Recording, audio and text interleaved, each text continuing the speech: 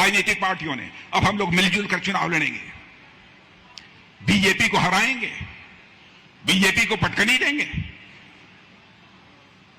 आप देख रहे हैं कि इनके निजी स्वार्थ हैं, आपस में मिलजुल कर भी ये भारतीय जनता पार्टी का मुकाबला नहीं कर पा रहे हैं, ये एनडीए का मुकाबला नहीं कर पा रहे हैं। मुझे पूरा विश्वास है कि इस देश की जनता उनको भी मोए मोए कर देगी, यानी टाई टाई फिक्स कर देगी इंडिया अलायंस को भी।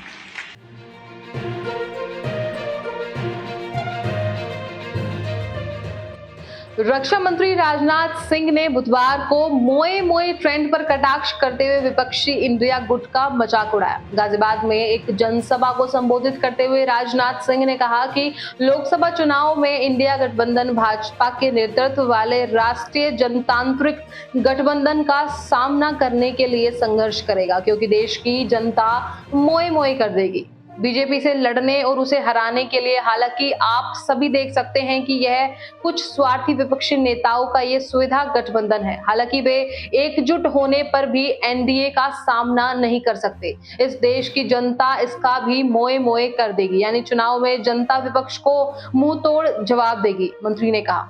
आखिर ये मोए मोए है क्या? तो आपको बता दें कि मोए मोए का क्रेज एक सर्बियाई गाने से शुरू हुआ, जो टिकटॉक पर सनसनी बन गया और तेजी से सोशल मीडिया प्लेटफॉर्म पर छा गया।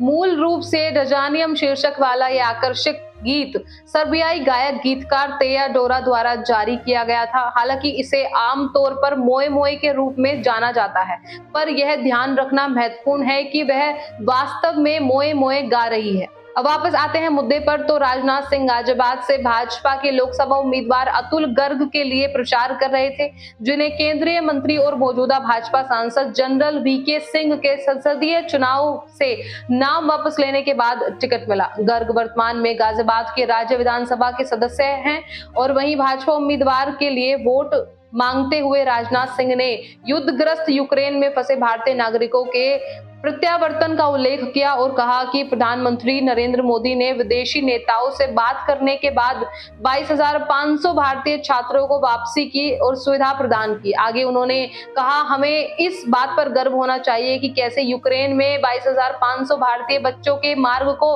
प्रशस्त करने के लिए करीब 4 घंटे के लिए रूस और यूक्रेन के बीच युद्ध को रोका।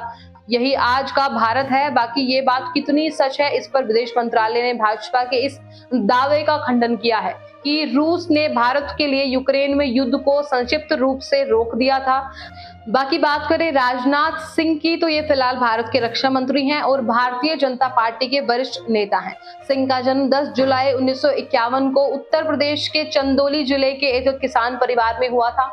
सिंह ने 1974 में राजनीति में प्रवेश किया और जनसंघ के सदस्य बने। उन्होंने 1977 में पहली बार लोकसभा चुनाव जीता और तब से लगातार सांसद हैं। रक्षा मंत्री के रूप में सिंह ने भारतीय सेना के आधुनिकीकरण और भारत की रक्षा क्षमताओं को मजबूत करने पर ध्यान केंद्रित किया है। वह स्वदेशी हथियारों और प्रणालियों के विकास के लिए भी प्रबल समर्थक हैं। फिलहाल इस रिपोर्ट में बस इतना ही। इससे जुड़ी कोई भी सवाल और विचार हमें आप कमेंट में लिख सकते हैं। इस तरह की देश और दुनिया की तमाम खबरों के लिए चैनल को सब्सक्राइब करना ना भूलिए। फिलहाल मैं तनु शर्मा आपसे विदा लेती हूँ, फिर मिलती हूँ एक नई अपडेट के साथ। तब तक के लिए आप देखते रहिए एयर न्यूज। नमस्कार।